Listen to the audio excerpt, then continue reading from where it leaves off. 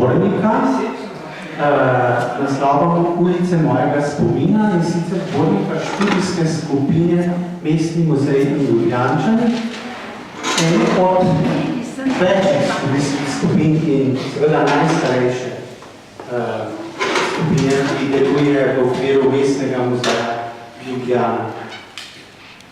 V tem smislu pozdravljam seveda vse prisotne. Z nami je tudi vodja naših študijskih skupin, Janja Rebolj, ki je pravkar prišla. Pozdravljam seveda vse znance, prijatelje in druge, ki ste prišli na predstavitev tega zbornika in seveda na projekcijo filma, ki se bo dogajalo po tej predstavitvi v konferenčni dvorani, tule nasproti, vas bomo odpeljali oziroma popeljali v konferenčno dvorano. Torej, pred vami smo seveda cela skupina, torej, volite, da se predstavim, jaz sem Drožnik, mentor te skupine, potem pa seveda z mano sledijo vse kolegice, članice te skupine. Dobrodošla Eva, ki si nam pomagala pripraviti tudi, bom rekla, take razstave, da so nam besede še bolj v srce. Sem pa zelo vesela, da smo naredili še en korak in osvojili nov medij. Skratka, novost tega zadnjega dela je, da imamo tudi vizualni posnetek. Moje poti so bile hudo razlike. Začela sem tam nekaj v Tomšiču in končala sem na Viču. Zato, ker moram izpostaviti zelo malo časa, gledajte, kako veliko nas je, ne postavim samo dve važnejši prelomnici, ki sta se zgodili na tej poti, in to se je zgodilo v Šmartnem pod Šmarno goro, kjer smo bili brez vodovoda. Bili smo v drugem nadstropju novega šolskega bloka, dva majhna otroka in iz pip ni tekla voda. Da moj rod v spominih ne bo izumrl.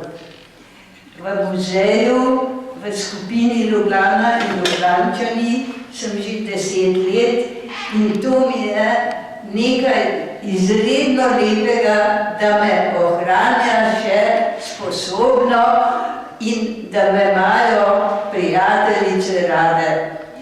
Moja mladostna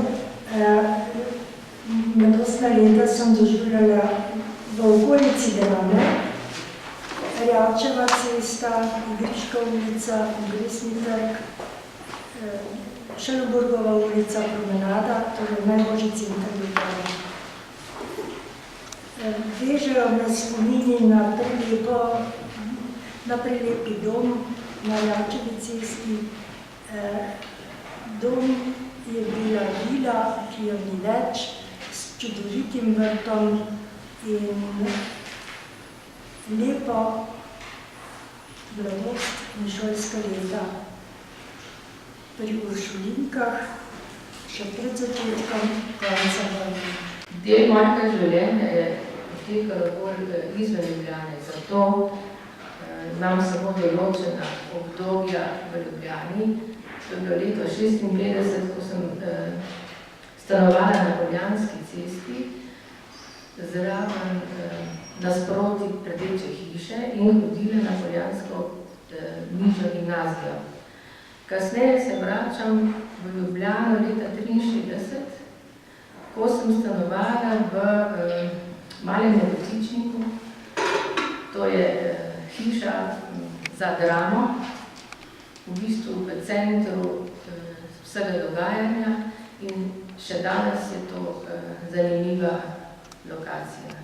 Poudarek pa mogoče, zmeraj ga povem, so pa leta, ki sem jih preživela v Lutkovnem gledališču, marionete, namreč Lutkovno gledališče Ljubljana je bilo tu v bližini na Levstikovem trgu. Začela sem z 9 leti in ostala zvesta 16 let. Tam živim že od svojega rojstva, to se prav že celo življenje, tako rekoč. V svoji pripovedi se sprehodim po Zoisovi palači, drugače, tako da jo nekako predstavim. Se ustavim v svojem stanovanju, oziroma v našem stanovanju, to je moje stanovanje. Omenim nedanje lastnike Zoisove palače, seveda Žiga Zois, potem bil to Peter Kozina in pa Richard Skubec, ki je preuredil v 30 letih in obnovil Zoisovo palačo in takrat jo je preuredil v večstanovanjsko hišo z najemniškimi stanovanji. Po vojni je pa to postala oziroma prešla v palača in stanovanja v splošno nizko premoženje. Spredno se bomo zdaj preselili malo ven iz tega ožjega središča mesta in sicer v bližino Moderne galerije. Torej, prvih 16 let življenja sem živela v hiši, ki jo mogoče poznate, ker je danes v njej rusko veleposlaništvo. Hiša je prva bila na Knafljevi, pa potem na Tomšičevi. Zdaj v zadnjih 2 letih so jo pa preimenovali po gospodu Vinčičarju, soustanovitelju Narodne galerije slovenske, ki je bil lastnik te hiše in jo je zase sezidal. In Darja nas bo popeljala po Trubarjevi in deloma po Gregorčičevi ulici. Prosim, Darja. Moja mladost oziroma rojstvo se je zgodilo v gradu Fužine, ampak se čisto nič ne spomnim tega, ker sem se z 2 leti, ker smo se preselili na Trubarjevo. Tam se spomnim samo lepo z 4 strani ograjenega dvorišča, kjer smo res preživljali svoja najnežnejša leta. Kakšne trgovine Podkrajška, recimo to, danes je ta Trubarjeva ulica zelo znana, včasih je bila Sveta Petra, še prej sem slišala, je pa menda Mesarska. Hišo v Zeleni jami, kjer jaz zdaj živim in se postala kot zadnja izgražila tudi dedinja te hiše. Tukaj živim v tej hiši že 40 let. Prej sem pa hodila v svojem otroštvu, dokler sem še živela v Beogradu, ker sem rojena na počitnice. In takrat je bila Zelena jama pravzaprav že kar nekako predmestje Ljubljane, danes pa to ni več, danes je vse čisto drugače. Ko smo prišli iz Beograda, se nismo mogli vseliti v hišo, ker je bila hiša polna nasilno vseljenih stanovalcev in smo morali počakati, da so 20 let, da so se malo pomrli, razselili, malo smo se tudi tožili, da smo se končno lahko selili v svojo hišo. Priložnost in pa gospe, ker so me tako zelo lepo sprejele v svojo skupino in me popeljale po ulicah svoje mladosti. Zdaj, kar se snemanja tiče, ko smo odšli na teren, je bilo vedno pestro, vedno zabavno, marsikaj smo doživeli. Pomagali smo si pa pri snemanju dobesedno stvarmi, ki jih imamo doma v predalu. Imeli smo eno domačo kamero, en diktafon, drug diktafon. Ko so diktafoni odpovedali sodelovanje, smo tudi z mobitelom kaj posneli, potem imeli smo fotoaparat, tudi ko je ta zatajil, je tudi potem mobitel vskočil.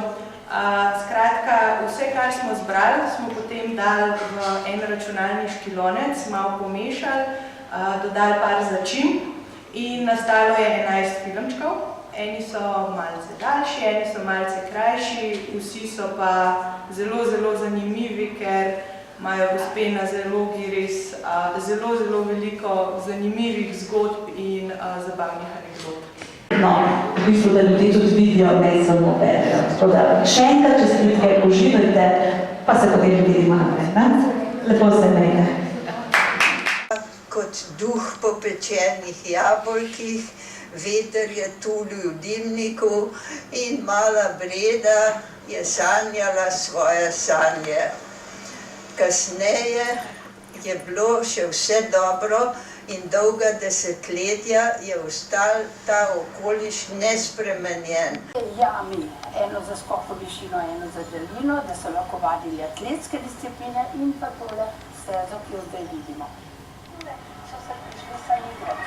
Mi, ki smo stanovali gor, smo prišli tukaj dol na klopce, lepo pa smo imeli čap in smo pazili otroke. Otroci so se krasno zabavali in so se navodili. Zakaj je bilo telovadišče? Namen telovadišča je bilo sicer, da se telovadi in vadi, ampak da je na koncu letni nastop. Nastop, da se tam gor tudi gleda in tam se tudi gleda in se tu ven prihaja skozi in te spodaj so od gor prihaja in se tu potem nastopi. Jaz imam tudi nekaj takih slik, ne. Zelo radi smo nastopali, to so bili še časi, ki radi nastopali in zastoj. Ja, vse delo v društvu je bilo prostovoljno oziroma amatersko.